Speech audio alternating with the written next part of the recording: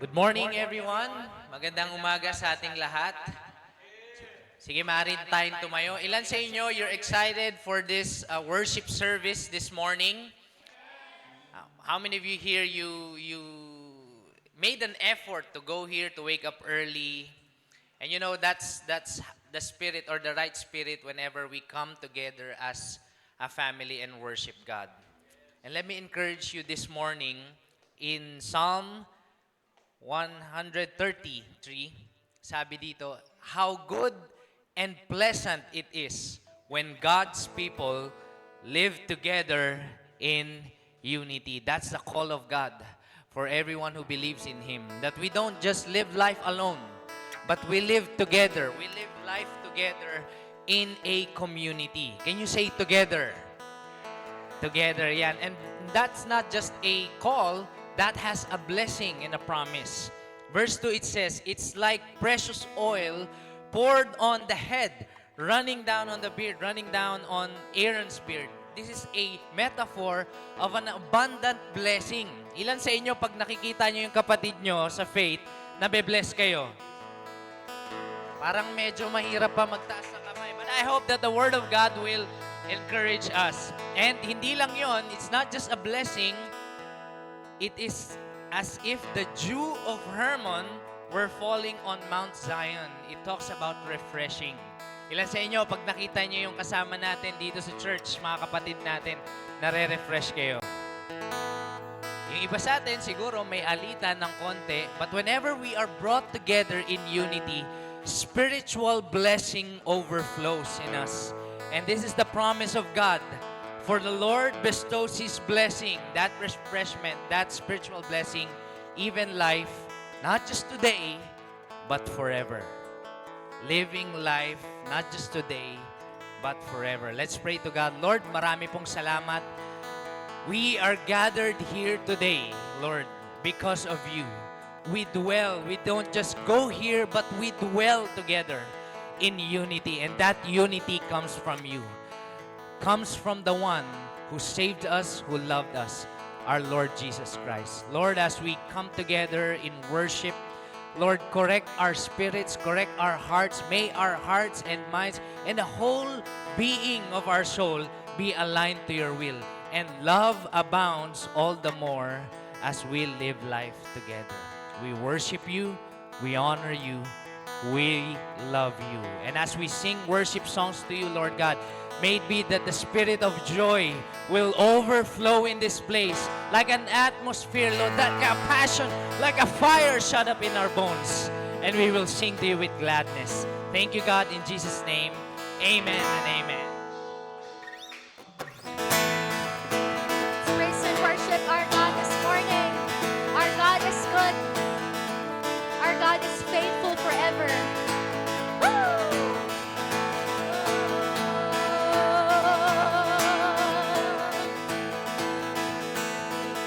Let's dance. Let's sing to God this morning as we celebrate His steadfast love that endures forever. Sing. Oh, Your promises are yes and amen. Every one of them is true. I will trust and put my hope in all my life. All my life is found in You. I've got joy like a river, joy like a river in my soul. I've got joy like a river, joy like a river in my soul. Makes us whole. Woo!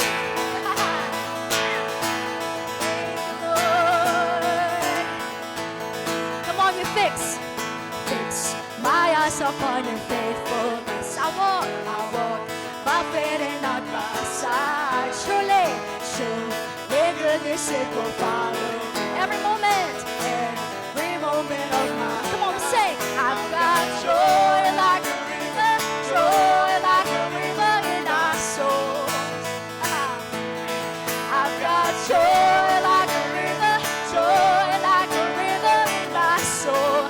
Makes me, I've got joy like a river, joy like a river in my soul. Thank You, Lord.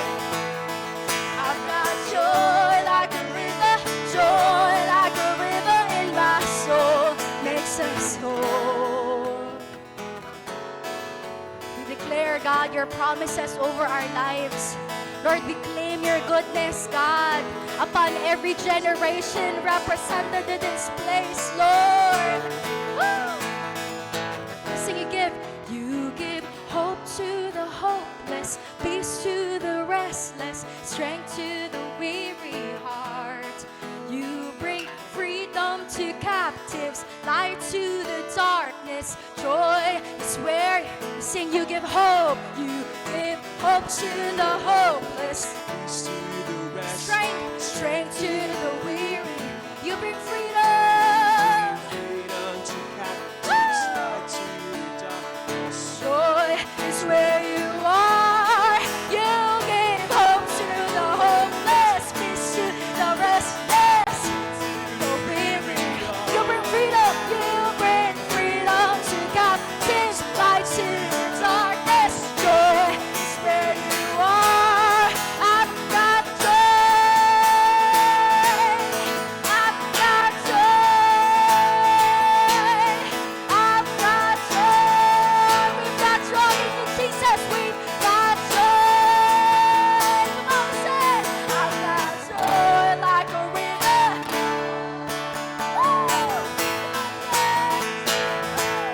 I've got joy, yeah. My soul, it's just, I've got joy, joy like a river. My soul, Oh, I've got joy like a river in my soul. Makes us whole. I've got joy every night, Lord. I've got joy every day in Jesus. We've got joy. Sing, church. I've got joy like a river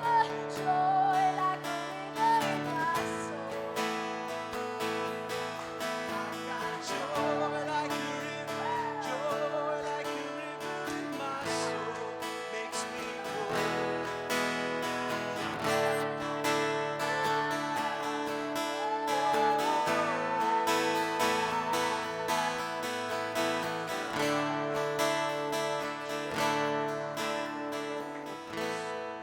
makes us whole. Let's give God the hand of praise. Thank you, Lord. The joy of the Lord is our strength. Thank you, Abba. Lord, we continue to sing to you this morning. Apart from your grace, God, we are nothing. It's all by your grace and mercy. That's why we can come to you. And we can be secured, Lord, in our identity as your children, Abba. You are the Lord of all, Jesus.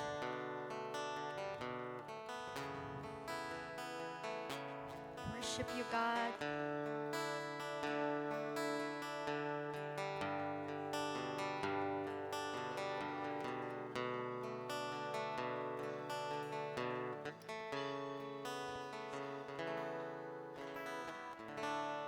I surrender, I will yield, and I will bow down. I will live, I will seek you, I will seek you all my days, and I will follow all your ways. 'Cause you are my only one. 'Cause you are my only one. I want to live for you, be glorified forever. My life will declare that you alone are Lord. It's everything of me. Use it for your glory.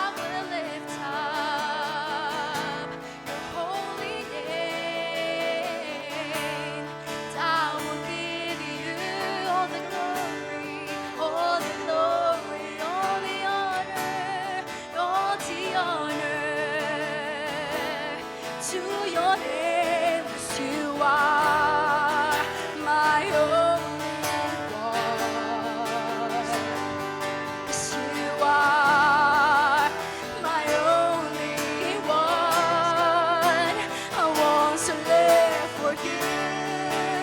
Be glorified forever. Our lives will declare that you alone are Lord. It's everything of me. Use it for your glory, that everyone will see, will hear, will know. I want to live, I want to live for you. Be glorified. Our lives, God. You alone are Lord. Everything of us, God.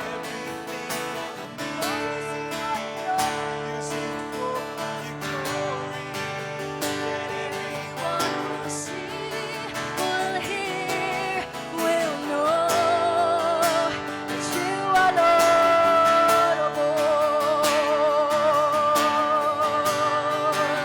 That you are Lord of all.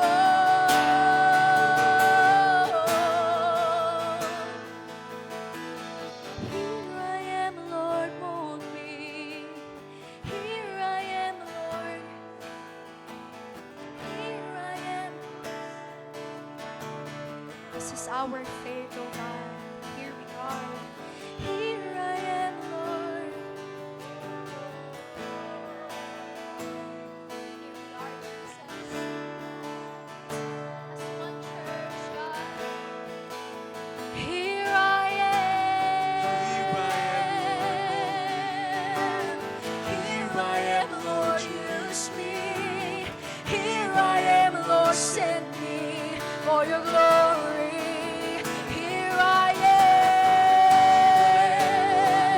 am. Here I am, Lord, use me. Here I am, Lord, send me for, oh, here I are. Here I am, God, say, here I am, Lord, mold me. Come on. Here I am, Lord, use me. Here I am, Lord, send me for your glory. I want to live for you. Be glorified forever. Our lives, wow, Lord, that you are Lord, everything of me. Use it for your glory, that everyone will see, will hear, will know. I want to live for you. Be glorified forever. Our lives will declare that you alone are Lord, and everything of me. Use it for your glory, that everyone will see, will hear, will know. That everyone will see, will hear. That everyone will see,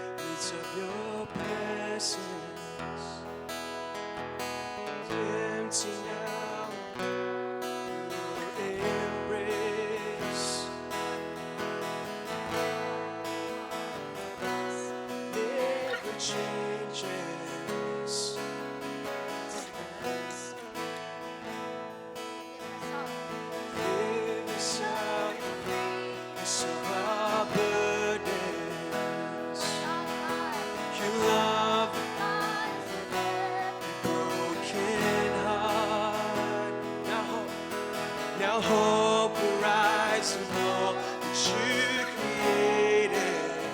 You are here. 'Cause you are here, the God of all. Lord, have your way. Come take your place. Let all the earth be saved. Your kingdom reigns. Now every heart will sing your praise. Will be your hands and feet. We're called by your grace. The world will know your name, Jesus. Jesus, you reign. Now every heart will sing your praise. Come on, church, we sing. You lift us up.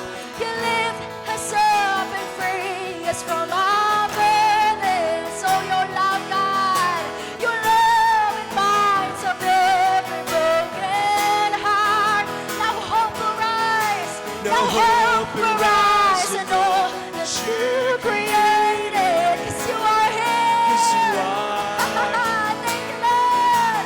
The God of all. Lord, have your way. Come take your place. Let all the earth be saved.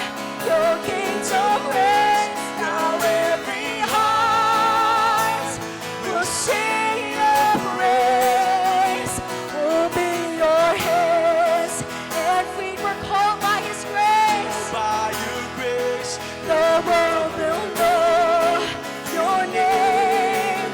Jesus, You reign. Now every heart will sing your praise.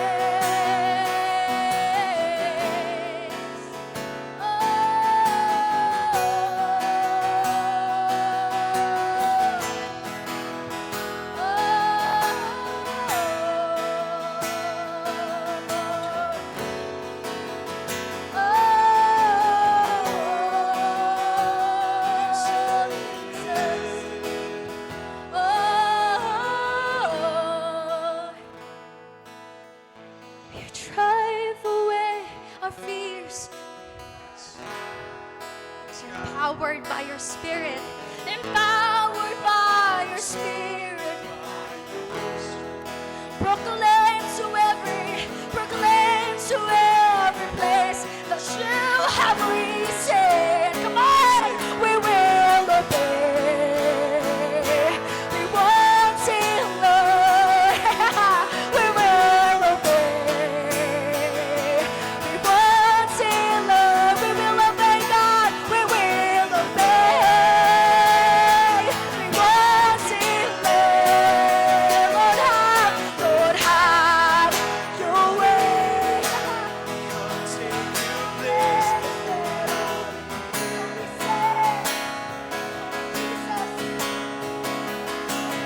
Now every heart sing your praise. Will be your hands and feet. We're called by your grace. The world will know your name. Jesus, you reign. Now every heart will sing your praise. Now every heart will sing your praise. Now every heart will sing your praise. We will obey. We will obey. We want to. We will obey. We want to. We will obey. We want to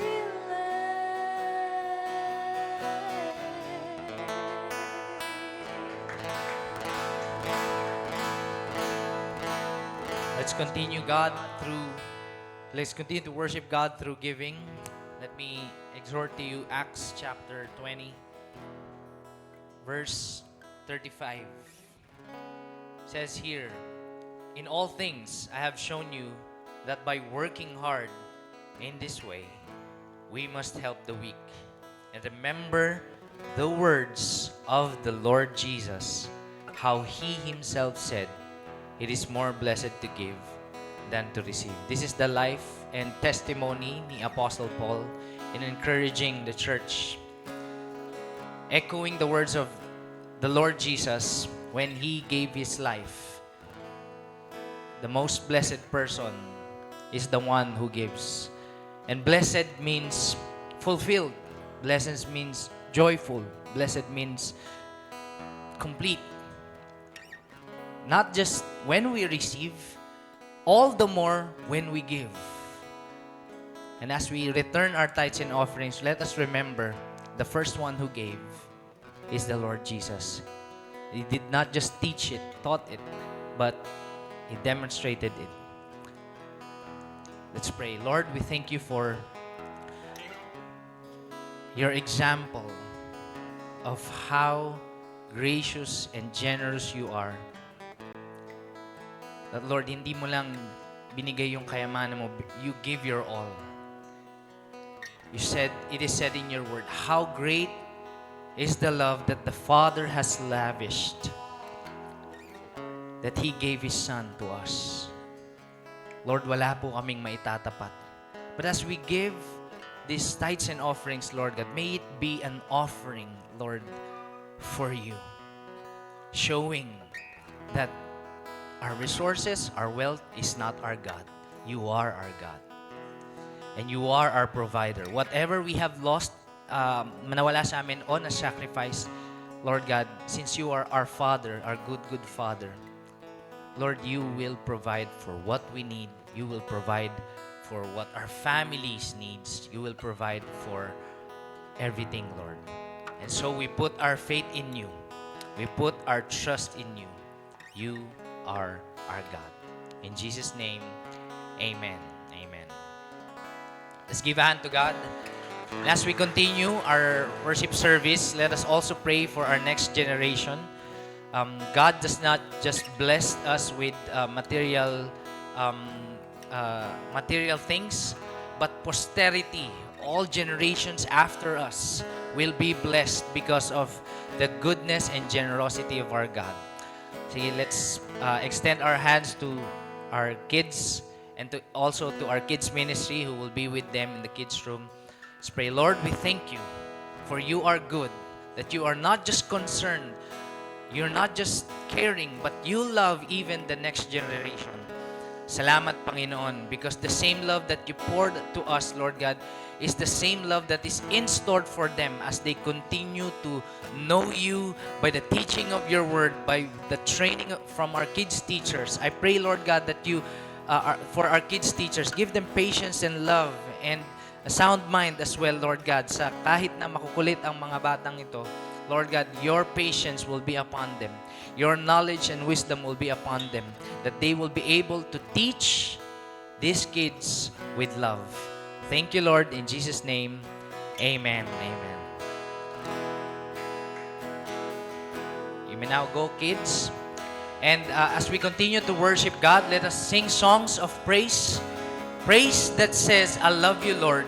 Worship at the top of our lungs, lifting the name of Jesus who poured out His love on the cross for us. Let's continue singing. Sing, Lord, have your way. Lord, have your way. Come take your place. Let all the earth be saved. Your kingdom reigns. Now every heart will sing your praise. From your hands will be your hands. Every day, Lord, pour by your grace. The world will know your name.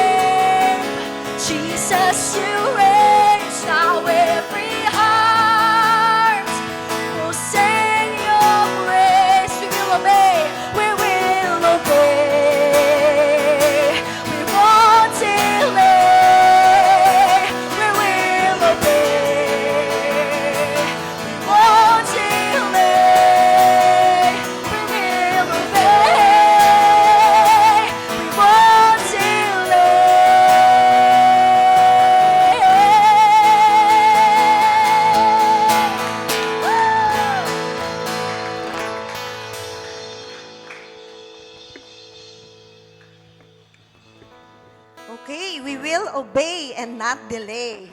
What a beautiful song. And for our word for today, let's read from Luke chapter 17, verses 1 to 10. And he said to his disciples, temptations to sin are sure to come, but woe to the one through whom they have come. It would be better for him if a millstone were hung around his neck and he were cast into the sea, than he should cause one of these little ones to sin. Pay attention to yourselves. If your brother sins, rebuke him, and if he repents, forgive him. And if he sins against you 7 times in the day, then turn to you 7 times, saying, I repent, you must forgive him. The apostles said to the Lord, increase our faith. And the Lord said, if you had faith like a grain of mustard seed, you could say to this mulberry tree, be uprooted and planted in the sea, and it would obey you. Will any one of you who has a servant plowing or keeping sheep say to him when he has come into the field, come at once and recline at the table? Will he not rather say to him, prepare supper for me and dress properly, and serve me while I eat and drink, and afterward you will eat and drink? Does he thank the servant because he did what he was commanded? So you also then, when you have done all that you were commanded, say, we are unworthy servants. We have only done what was our duty. Let's pray. Lord, Father God, thank you for your divine word. Lord, let your word be upheld in our lives. Panginoon, itataas namin ang salita mo na mataas sa aming buhay. Ito yung aming standard, Lord, ng aming pamumuhay bilang mga anak mo. Lord, today, teach us, Lord. Give us wisdom and knowledge to your word. Give us your message for each and every one of us this morning. Thank you, God, for your grace. In Jesus' mighty name, amen. So let's all be seated. And good morning to everyone. Ayan, by the way, first of all, let me greet every mother and also to those who will be mother in the future, the wives, soon to be, their sacrifices for their families. So lahat naman tayo dito, may nanay, di ba? So let's greet our mothers. Happy Mother's Day. Ayan, we also have something prepared for the mothers in life. And by the way, every day is not only Mother's Day, but it is the Lord's Day for mothers and fathers, and for children, for kids. And to start with, let me show you a picture of my daughter-in-law, Jinky, no? Giving honor to my daughter-in-law for taking care of Zoe and Luke, baby Luke. And sa lahat ng daughter-in-law, sa lahat ng daughters-in-law ng church na to, on everywhere, no? Thank you for all your sacrifices. Do you believe that these mothers, they're growing children to become future leaders, future pastors? We don't know, di ba? We are raising up the next generation who fear God. And talagang mga bayani yan. And also, we have this picture of our family in every nation. We were there last Thursday. Graduation ni Ana. Ayan. Ayan. Ayan po, medyo maliliit, di makita. Pero congratulations to Miss Ana Aquino, who graduated in the course of leadership, church leadership, and soon to be the pastor of Cavite. Ayan. And she garnered the Missional Passion Award. Wow. With all her excellence, diligence, and work hard, no? Hard work in Bible school. So, can we give God a hand of praise for Sister Ana? Ayan, our future pastor in Cavite. Ayan. And maraming salamat po, no? Sobrang dami ng activities, no, this week, pero nandito pa rin kayo. And for today, back to our series. We are now down to our second part of our series, Walk With Me, a series about discipleship. How many of you were here last Sunday? Last Sunday, when Pastor Tim preached on 10 a.m. and 2 p.m., no? And we started in the book of Luke, one of my favorite book, and it is about Jesus calls the first disciples. So dito, no, we see their lives, the lives of the disciples were changed when they left everything behind just to follow Jesus. And the obedience that brought salvation to many, even up to now, to us. No, the gospel was reached to us. And we saw Jesus, no, in the book of Luke, fully God and fully human, moving among the people in compassion to free them from the myriads of things oppressing them. We see also the disregarded, the outcast, the forgotten, the marginalized, all got to see and experience the love of Christ in their lives. And even to the point of confronting even the Jewish leaders. And now, no, on our series today, now for this verse in Luke chapter 17, verse 1 to 10, it is a teaching to his disciples, down to us on how we behave as Christians to take care and protect the little ones, so to speak. No? Maganda yung ating topic for this morning. No? At makikita natin yung pagmamahal ng Panginoon for those who are weak in the faith, for the little ones, those who are new in the faith. These teachings of Jesus really are hard and heavy.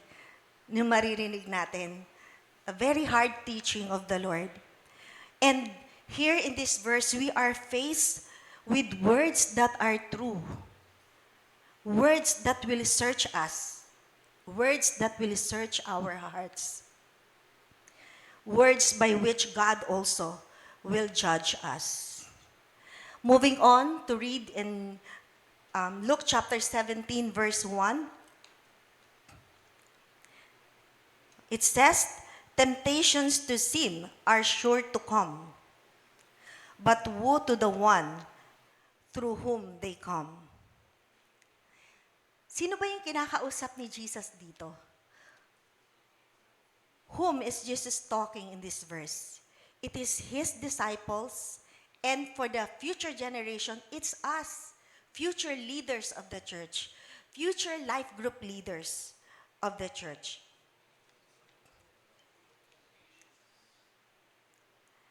And we will see here in this verse, there are many sins and offenses. Kasi sa panahon natin ngayon, not only in Life Church, even in other churches, there are people who came in and came out of the church. There are people na na-offend at lumabas sa church. And you know the heart of God. I want you to see the heart of Jesus on this. Maybe all of us, pwedeng tayong lahat, we can experience, one way or another, we are offended. And we get out of the church. And sometimes we are the cause where people are offended and astray, led astray. And that sin and offenses will soon come to the church. Yun ang sabi ni Lord. Although it is impossible for a Christian na mangyari to, but it is the reality, especially now in these last days. Una, because of the corruption of the human nature. Wala tayong, because we are on the flesh and we are people, and sometimes we commit mistakes na whether it is intentional or not, no, we can have the best intentions and yet miss the mark on our own words and on our own actions, no, because this is our human nature, and sometimes because of the snares of the world, especially the social media, Di ba? Malaking impluensya ang social media sa atin. The moment we wake up, nandyan tayo. And everything, nagpa-flood ang information sa atin that molds our personality, our character, the way we behave and move, no? Especially in and out of the church. And what more, these offenses, because of temptations of Satan, the enemies. No, Satan is a reality. We have the enemies, and we have to stand on our ground for the Lord. And this is a very relevant issue or word for us this morning. What are some of the offenses in the church? Marami offenses, but una-una na dito, syempre, may mga offenses na umalis sa church because of chismisan, ganyan. And kasi minsan, ito nature kasi ng mga babae, ewan ko lang mga lalaki, kasi mga lalaki mahina yung magsalita. Eh. Sabi nga gano'n, nakadalawampung salita na yung babae, yung lalaki, isa pa lang eh. So marami talaga yung babaeng sinasabi, di ba? So yun, and yung nature natin, sometimes, especially to the mothers and to the young generations, women, and talagang, yun minsan, pag we are offended in the church, we seek someone to talk to, syempre para ma-enlighten yung ano natin, ma-lighten up yung ating burden. So, minsan nagkukwento tayo, sometimes sobra, minsan kulang. Syempre, lahat naman ng kwento may bias yan. No? May kanya-kanyang ano. Pero, in a relationship that has been broken, both of them, meron siyang mali. And both of them, meron siyang tama. So yun, may side both of them.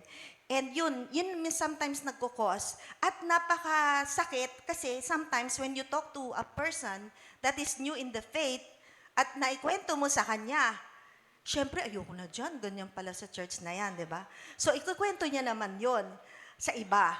And then, what happens to that person is, siya ay na-sensational, no? Because of that issue. And then, what happens in the church? It is the body of Christ that has been broken because of sin. No? Lahat nagsasuffer, pati yung mga bago. Kaya, we must be careful, lalo na tayo, na hindi tayo makatitsod sa ating mga bagong kapatid. Ayan. And, hindi tayo maging stumbling block. Ayan. And what else? What are the offenses in the church? It could also be the sexual immorality or fornication, especially in the young generations. Nakikita natin sa social media, ang dami mga ginagawa.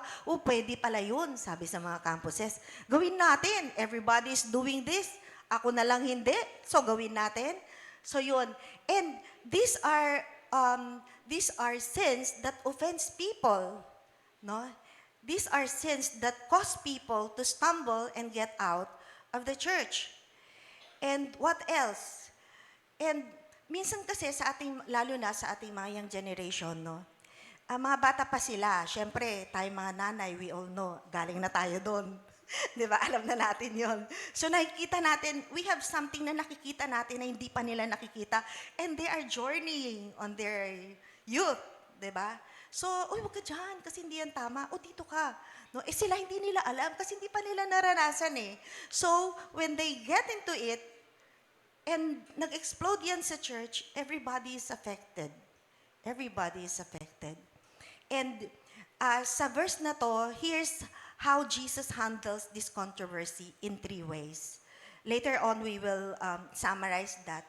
But another offense is that, halimbawa, yung mga false gospel, prosperity gospel, di ba? Napanood ko sa TV na yayaman ka pala kapag, pagka binigay mo kay Lord to. When you follow Jesus, yayaman ka, you will become rich, famous, ganon. And then, hindi nangyari. Mahirap ka pa rin. Kasi you receive a false doctrine or a false teaching na nagwawasak, imbis na bumuo sa buhay ng Kristiyano, instead of building up a Christian, it destroys a Christian because of the prosperity gospel. Let us realize that even Jesus, showed to us the way of the cross. The way of suffering is the way of wisdom.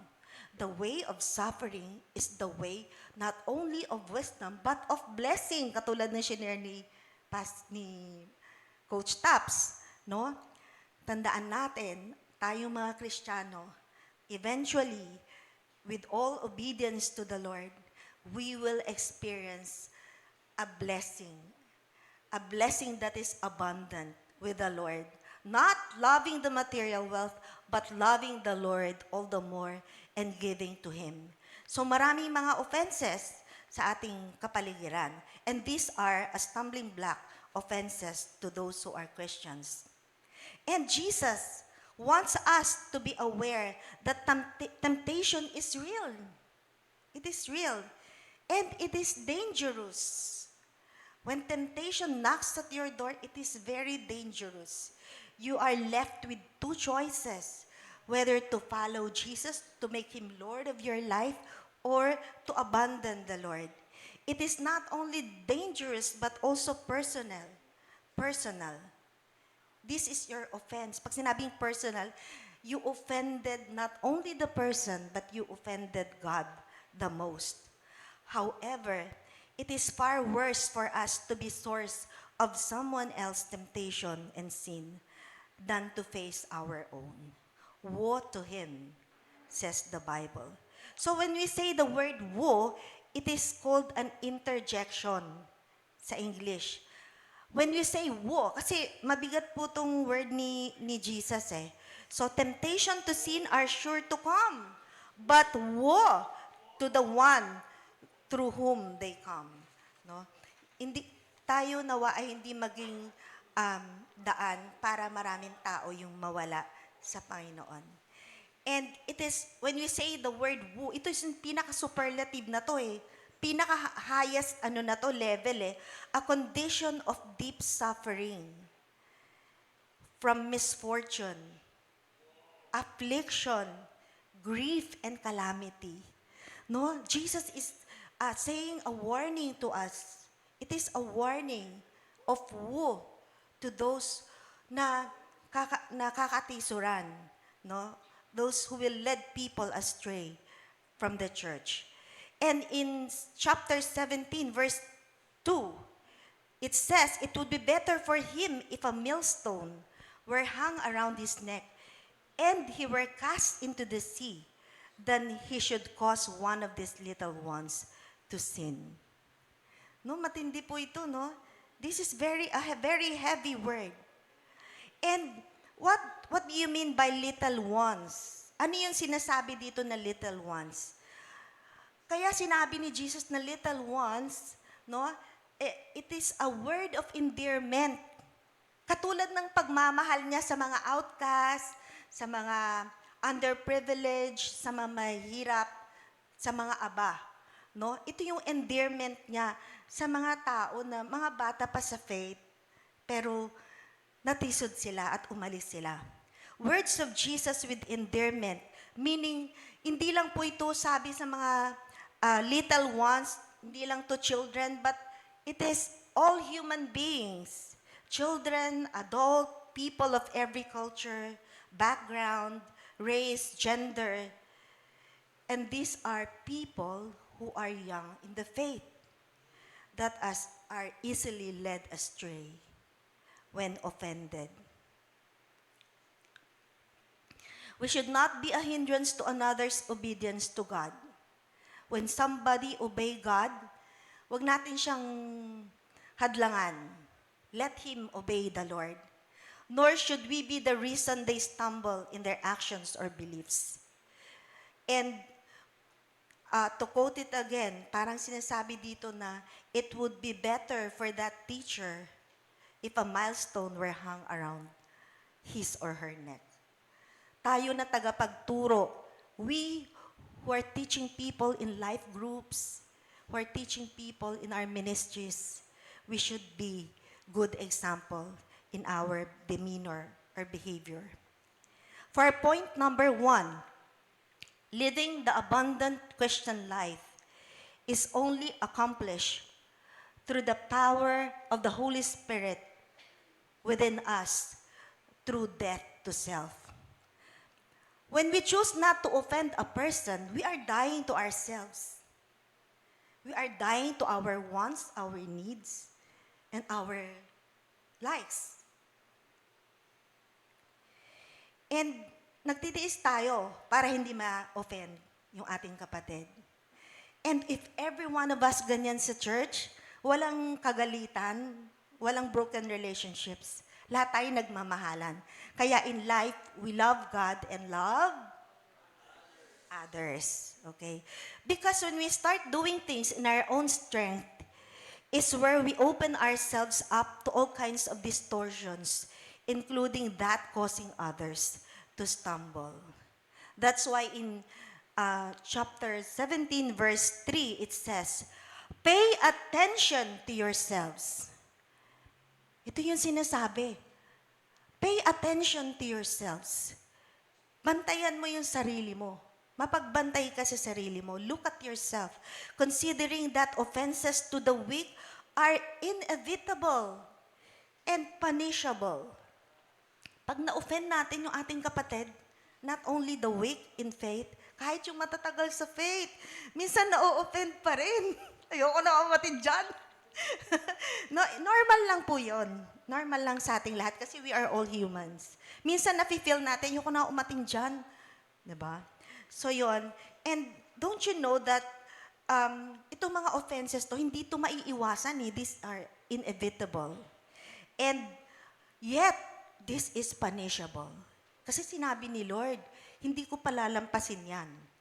So I warn you, be on guard for yourselves, which means take care of yourself, lest offenses occur in your circle.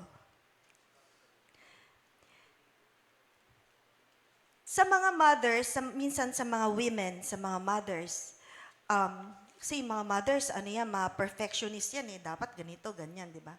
So minsan may mga ano din na mahirap i-control, mahirap sila turuan. There are people na hard talaga to teach. Pero, ayun, sometimes kasi pag halimbawa, ako, meron akong, example ko lang, no? Halimbawa, si Benson, nagkasala siya, no? Example, si Benson, nagkasala. Tapos, may nagawa siya na scene, ano? Tapos, naikwento siya nung isang ano, naikwento siya kay CJ. Sabi ni CJ, nakwento siya ni CJ dun sa iba. Minsan, nagkakamali pa rin ng counsel. Pag kinaunselan mo, mali. Instead yung tao, pumunta sa Panginoon, umayaw na sa church, ayaw na.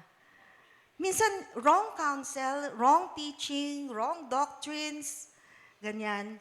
Kaya na-offend yung tao sa church. No? I hope na hindi kayo na-offend sa church. Hindi kayo na-offend kay Lord. No? And Jesus warns that a harsh judgment will come on those who cause the little ones to stumble and sin. This would include falling away from faith and commitment to Christ. Nakakalungkot pag may mga kapatid tayo na although matagal na rin sila, kasi minsan di yan sa patagalan eh. Minsan yung mabilis nga lang, kaka-Christian lang, ang lalim agad, di ba? Minsan matagal na sa church, pero pa rin, iba pa rin yung, hindi pa rin nababago yung isip niya, no? Hindi pa rin nababago. And because they are not paying attention to themselves. And pay attention to yourselves, sabi sa verse 3. What do you mean by paying attention to ourselves? It is paying attention to our conduct, our behavior, and magkaroon tayo ng discernment. Yung discernment na, Lord, makaka-honor ba sa'yo to o hindi? Pag ginawa ko ba to, yung kapatid ko ba mai-encourage o lalayo siya sa'yo? Kailangan lagi tayong ganon, lalo-lalo na tayong matatagal na Christian. When we counsel a person, make sure na kinakounselan natin siya for a restoration, not for him to turn away from God. That's why, meron tatlong mahalagang area, no, in which we can pay attention to ourselves. There are three important areas in our lives na pag ito na-miss out natin yung isa dyan, talagang mababackslide tayo. Una, we must pay attention to our prayer, our relationship to God. Pag nawala na yan, kasi very subtle yung enemy eh. Pag nag-sin ka, talagang ipamumukha sa'yo ng enemy. The enemy will show to you how grave your sin is. And if you are not rooted in the Lord, you will pay attention to the enemy and not to yourselves as to what God has told you. And pay attention to your prayer. Never, never lose your connections with God. Second, pay attention to the Word of God. Huwag tayong lalayo sa salita ng Diyos. Sa mga life groups natin, sa Sunday services, this is where the Lord will heal us. And pay attention to your coaches, which has an accountability to you. Tatlong bagay po, mga kapatid. There are three important things. In your prayer, communication with God, in the Word of God, and to your coaches in the church. Be humble and submit to them. And for our point number 2, in our verse 3 and 4, sabi dito, if your brother sins, rebuke him. And if he repents, forgive him. And if he sins against you 7 times a day and turn to you 7 times saying, I repent, you must forgive. Ito yung sinasabi sa atin ni Lord. Unlimited ang grace ni God, katulad ng unlimited niya sa atin.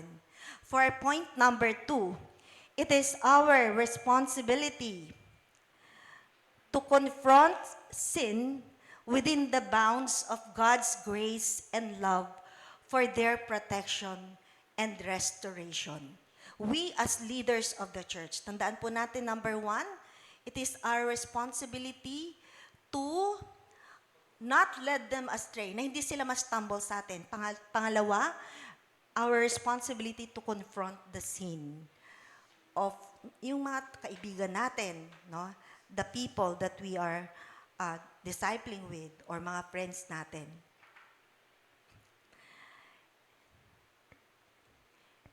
Bakit ganon? Why is it that forgiveness is unlimited? Don't you know that we are slaves to forgiveness? Alam ba natin yun, na tayo ay alipin sa pagpapatawad? We are slaves to forgiveness because God demands it from us. Yan ang sinasabi sa atin ni Lord. A slave has no freedom. Di ba po? We have no freedom not to forgive because that is the commandment of God. When your brother sin against you 7 times, you forgive him 7 times and even more. And when you are young in the faith, kung bago ka pa lang, normal lang na i-correct ka ng iyong coach or ng luma in the faith. Those who are old in the faith. It is but normal. Luma. Luma ka na. Joke. It is but normal to correct you by those who are old in the faith. And don't get offended. Okay? Kasi yung mga old in the faith, ano din yan eh. Kinurek din yan ng mga coaches din nila eh. That's why we have our own coaches. Let us submit to them. And rebuke those whom you have relationship. No? Minsan, yung tao rebuke ng rebuke. Yung pala, akala niya, hindi pala siya friend. Na-offend tuloy, di ba? So, pag may relationship na tayo, medyo malalim na, i-rebuke natin siya kasi love natin siya. No? Love natin siya. And don't get offended when they rebuke you also. No? Kasi mahal ka. Yun nga, yung sabi, yung pinaka-bottom line, yung grace ni Lord at yung love ni Lord sa atin. Do not ignore sin. Huwag naman natin maliitin yung kasalanan kasi lumalaki po yan eh. Remember, it's the enemy that controls, no, the person who is sinning. Do not ignore sin. Challenge him or her. This is not being authoritative, but showing concern for the well-being of another, for her ongoing restoration. So, yun lang ang kagandahan. Kailangan, i-correct natin siya. Di ba, yung it is better for a rebuke with love than you are smiling and then, visit na to. Parang ganun. Di ba? You are looking at the person, di ba? You are smiling. Mas mabuti kung whatever in your heart is, you say to that person with love. No? Kasi mahal mo siya, ayaw mo siyang mawala sa Panginoon. And for our point number 3, genuine love and indefatigable forgiveness. Ah, grabe. Ano kaya yan? Nosebleed. Diba? Genuine love and indefatigable forgiveness is the right response to a true repentance. No? Pag yung tao talagang nagrepent talaga siya, na love na love. Love na love siya ni Lord eh. Di ba? Hindi mo pwedeng hadlangan yung purpose ni God sa buhay niya. Kasi mahal siya ng Panginoon. And ano yung genuine love? Ito yung love sa atin ni Lord na tina-transfer lang natin sa iba. No, we cannot give what we don't have. If we have the love of God overflowing, then we can forgive others. Overflowing forgiveness. Kaya indefatigable. Hindi napapagod ang pagpapatawad. Raymart! Hindi tayo napapagod. Kasi alam mo yung mga babae, mai-emote yan eh. So, sawa na ako dyan. Ayoko na. Di ba? Ganun. Lalo na pag, di ba? Pag nagsiselo sa, joke. Sa, Teresa, joke. Mga best friend ko yung couples na yan. So, ganun. And, kailangan genuine yung love natin sa mga tao. Kasi it should be our response to a true repentant sinner or a true repentance. In chapter 17, verse 5 to 6, the apostles said to the Lord, yun di ba, pagkasabi doon, di ba, magpatawad kayo. Una, mag-rebuke kayo. Tapos magpatawad kayo. Nakita ng mga disciples, it's hard. Lord, that's hard. Especially when you get offended at malalim yung offense mo, napakahirap. It's a matter of life and death. Talaga po. And then sabi dito, kaya nagulat tuloy yung mga apostles. Lord, ito ba yung gusto mo sa amin, ng mga leaders? Sabi ng mga apostles, na-overwhelm sila. Sabi nila, increase our faith, Lord. If that's what you want, if that's your command, increase our faith. And the Lord said, if you have faith like a grain of mustard seed, you could say to this mulberry tree, be uprooted and planted in the sea, and it would obey you. Bakit in-example ni Lord yung mulberry tree? Kasi it is a kind of tree during that time na sobrang lalim, very deep ang root. Mahirap bunutin. At yun ang ginamit na illustration ni Jesus.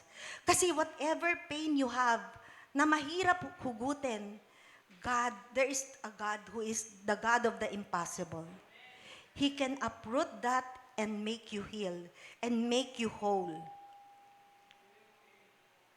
And because those are hard commands of Jesus, if you want to follow Him.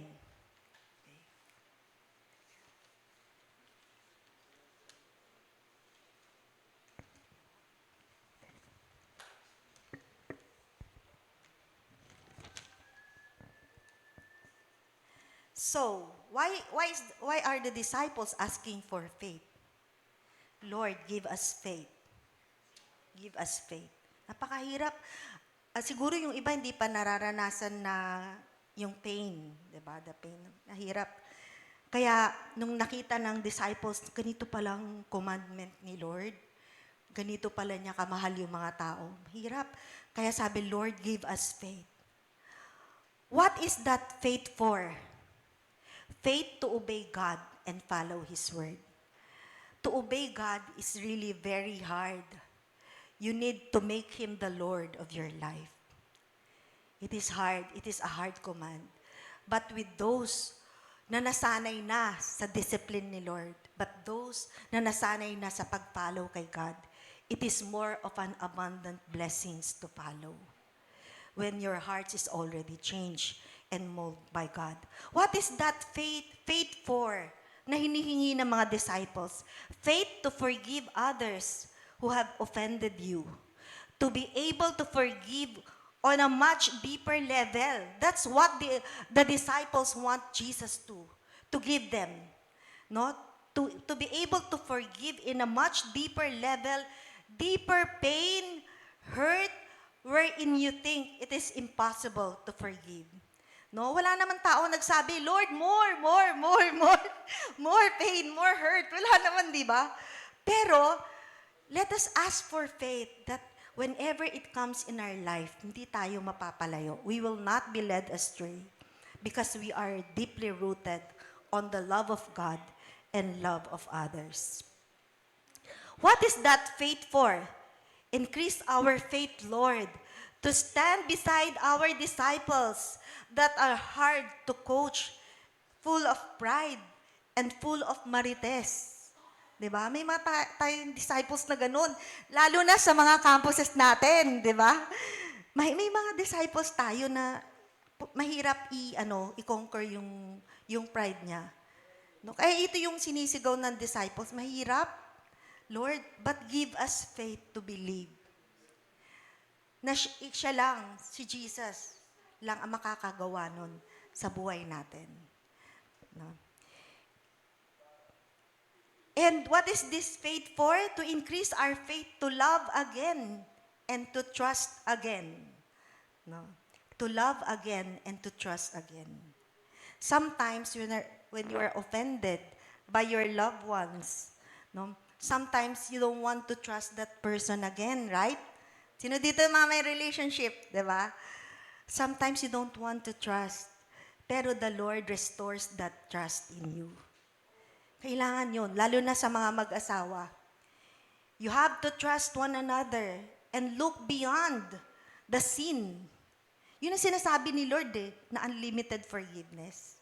Kailangan natin mag-forgive because we are slave to forgiveness just like we are slave to Christ. And what is that faith for? Okay, i-apply natin sa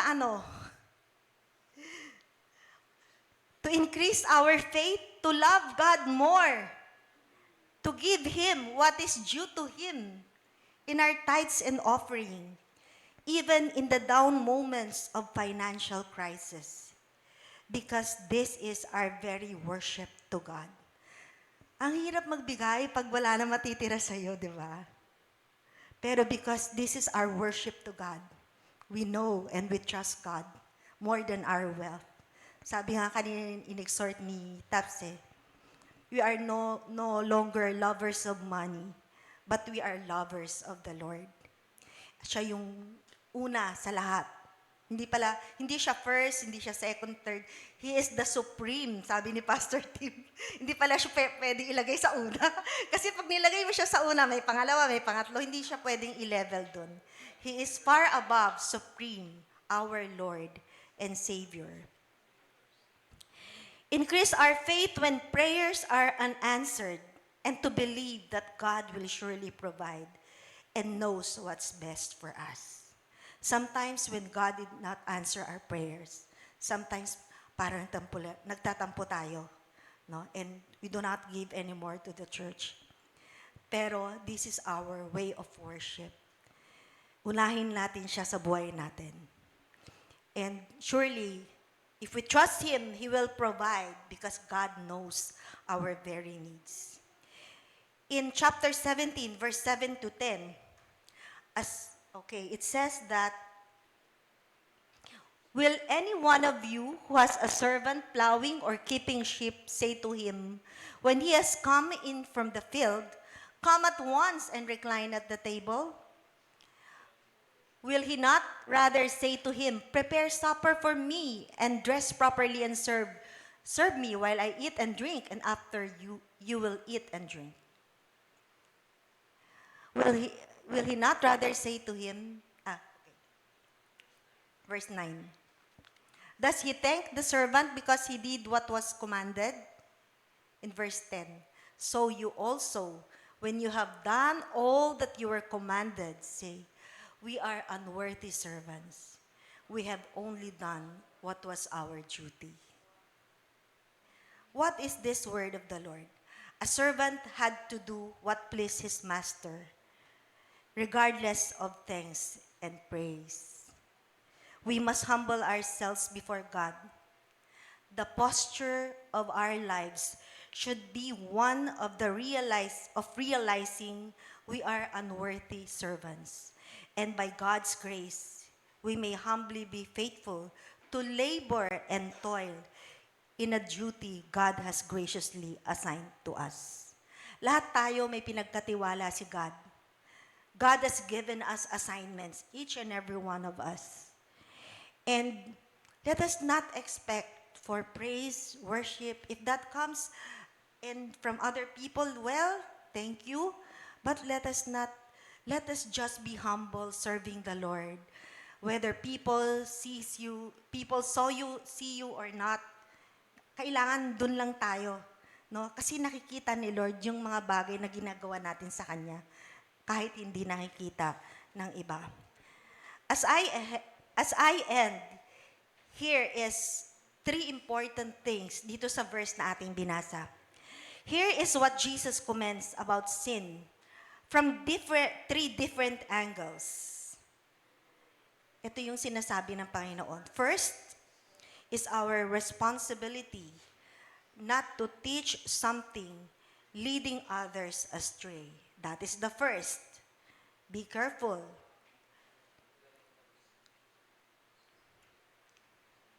Not to offend other people. Second, our responsibility as Christians, as leaders, to confront others with their sin within the bounds of God's grace and love for their protection and restoration.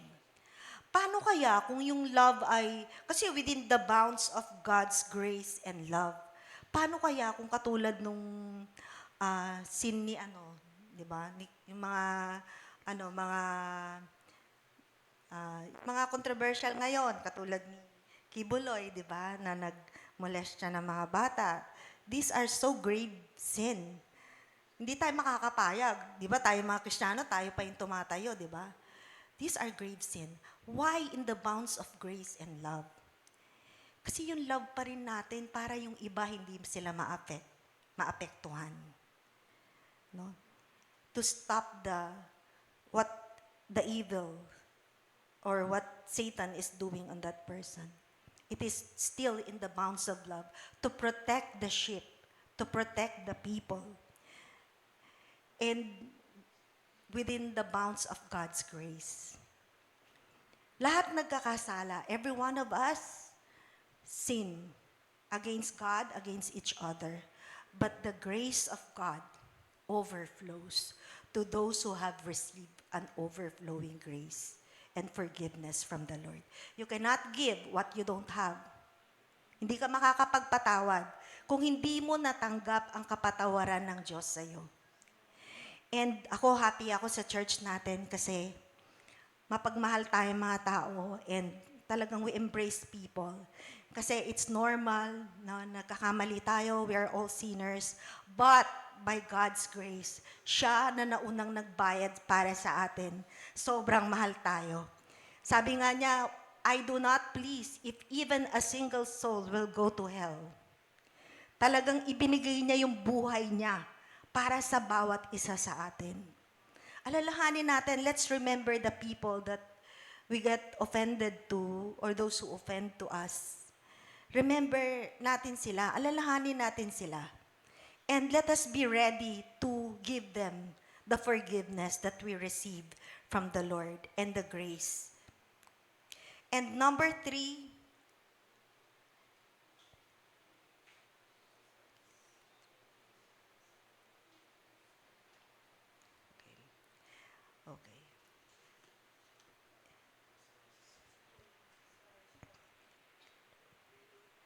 we have the responsibility to restore people to the church because God loves us so much na sabi nga, even when we were yet still sinners, Christ died for us.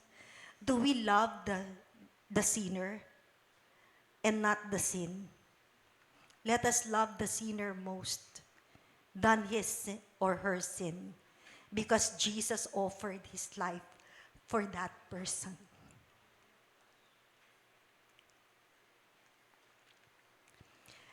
Let us love God. Let us have that pure love in our hearts. And sana tayo yung nalulungkot pagka may nawawala sa church. Because this is the Holy Spirit that siya yung nagtuturo sa atin to love others, even those who have fallen astray. And there's still chance for them to come back and be restored. As long as there is life. Kung may buhay, may pag-asa. As long as there's still life, there's hope for that person. Huwag nating susukuan that unfatigable forgiveness. Hindi tayo susuko. Mahalin natin yung mga tao na, lalo na yung mga tao na ayaw natin. Ayun lang, kasi nung yesterday, I was in a birthday party ng isa sa ating mga kapatid. Yun, nakita ko lang sila and na-miss ko lang yung mga ibang mga mothers na nandun. And ayun, naisip ko lang sana makabalik sila sa church. Although some of them were offended, no? Kasi hindi pa pala talaga malalim pa yung roots nila. So, and ako natutuwa rin ako kasi pagdating ng 2 p.m. service, grabe umaapaw tayo hanggang sa likod sabi ni Tim, Mama, you preach in the 10 English service and I will preach in the afternoon. So, yun. And ganon, na as the Lord grows our church, alam nyo ba, unimaginable what God or what Jesus will do to Life Church. With all the sufferings, the trials, dinaanan natin ever since sa mission house pa tayo. Di ba? Kulang-kulang tayo, nagugutom. Di ba? Ang init-init, nagpa-praise and worship sa isang maliit na ang hina ng aircon. With all that, God brought us to many progressive, no? Progressive kasi yung church natin eh. And up to now, and now we're moving to a bigger church. And we are praying na maramdaman ng bawat isa yung love. Lalo na po dun sa mga nawala. That they will come back to church, hug them, no? Kamustahin nyo sila. And we miss you. We really miss you by the love of Jesus. Okay. And with all that, let's all stand up. Let us pray to God. Let us pray. Lord, thank you for your grace overflowing in our lives. Hindi namin alam kung ano ang pinagdadaanan ng iba pa namin mga kapatid.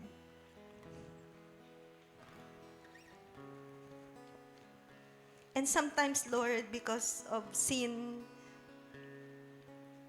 because of their sin or sin of others, they get offended. Lord, we don't know the hardship na dinadaanan nila. They're undergoing right now. But we wanna lift them up to you, Lord. Lord, as you call us, Life Church, to grow and be an influence in this nation, in this city, Lord. Lord, make us responsible to our own sheep, to our own church, that we may be able to have an extra mile in coming to them, restoring their lives, healing their lives. Lord, we cannot do it just like your disciples said. Give us faith. We cannot do it alone. But your Holy Spirit can do this for us. There is nothing impossible with you, Lord. We love our brothers and sisters, O God. Lord, we pray na ilagay mo kami sa kanilang mga puso, Panginoon. Bring us to their hearts. Bring us back to their hearts.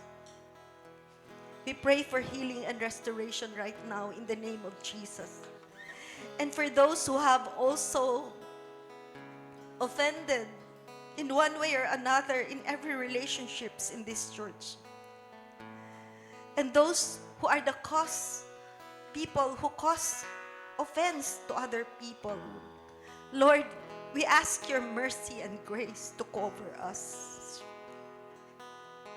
If it is your perfect will for us to grow, give us a deeper love of you, Lord, and deeper love of people, that we may be able, Lord, to be accountable to every disciples you have given us.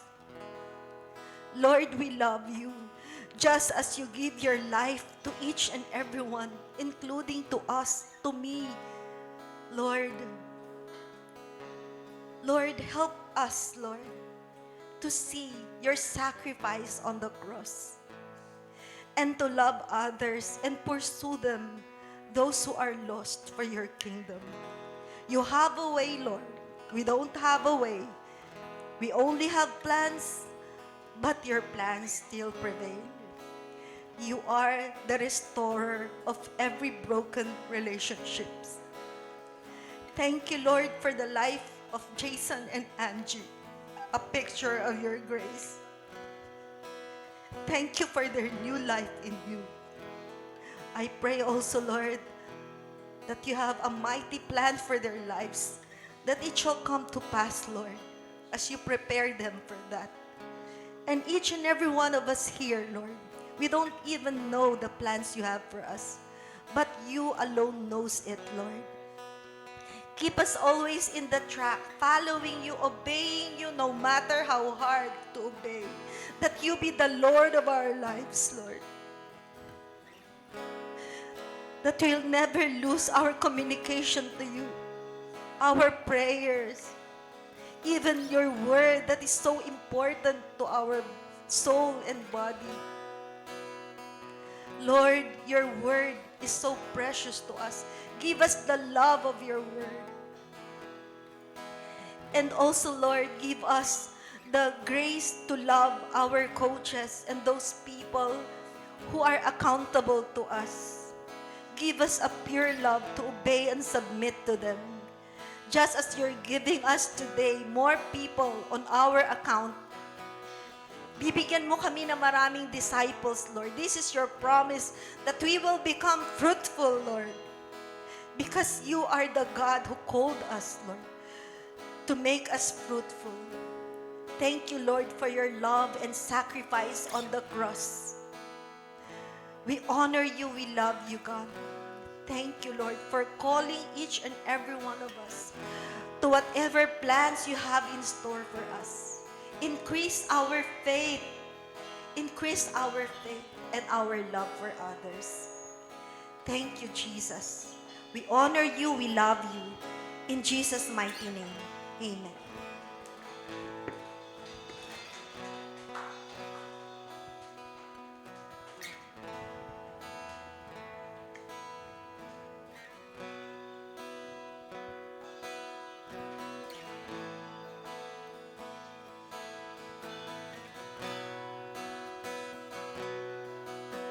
You drive away our fears and give us courage.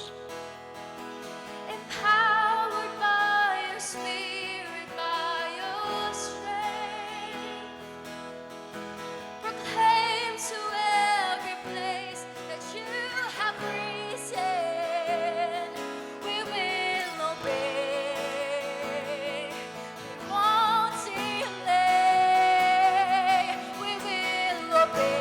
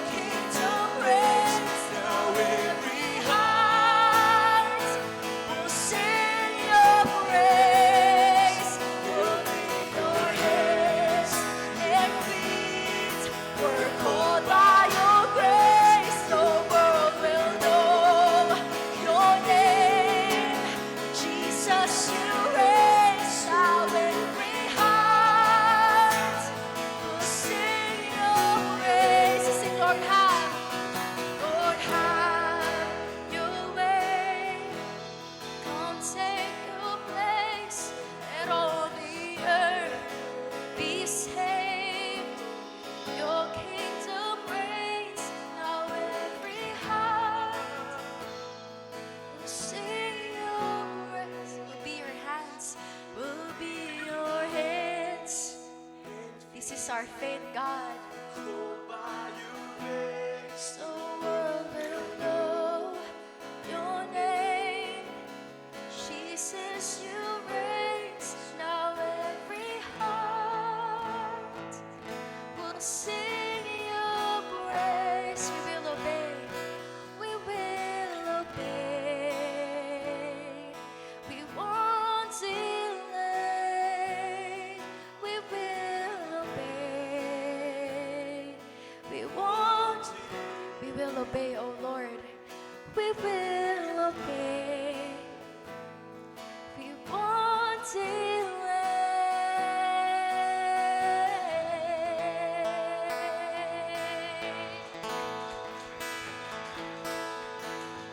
Lord, increase our faith. That's our prayer for this morning. As Lord, as we live life together bilang isang church, continue loving you and loving others. Even if it means, Lord God, to not causing others to stumble and rebuking one another in love. And even to the point of forgiving one another. Only forgive. Lord, increase our faith. We will obey. We won't delay. Thank you, God. In Jesus' name, amen. Amen. So that's our second part ng series natin, Walk With Me. Let's continue sa pag-attend natin in our worship services. And for our for this time, we are recognizing, Lord, the day of Mother's Day. Yan. So, Lord's Day pa rin. Pero Mother's Day. And siguro kung meron mang magandang i-appreciate talaga, not just of the season of Mother's Day, but the only forgiving mothers. Yon. So, we have a surprise. Hindi na surprise kasi nandun na. Okay. But we have something to appreciate all mothers, future mothers, and all kinds of mothers. Yan, dito sa church natin. So, yan. Happy Mother's Day to everyone. God bless you. Enjoy the rest of the weekend. Shining through. Thank you for everything you do. And glowing inside because of you. Remember my glory. May we request all of those who receive to go here. Dito po tayo.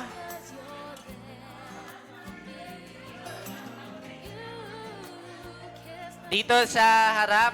Yan. Kasi po may bayad po yan. Hindi, Vera. Para may proof lang tayo.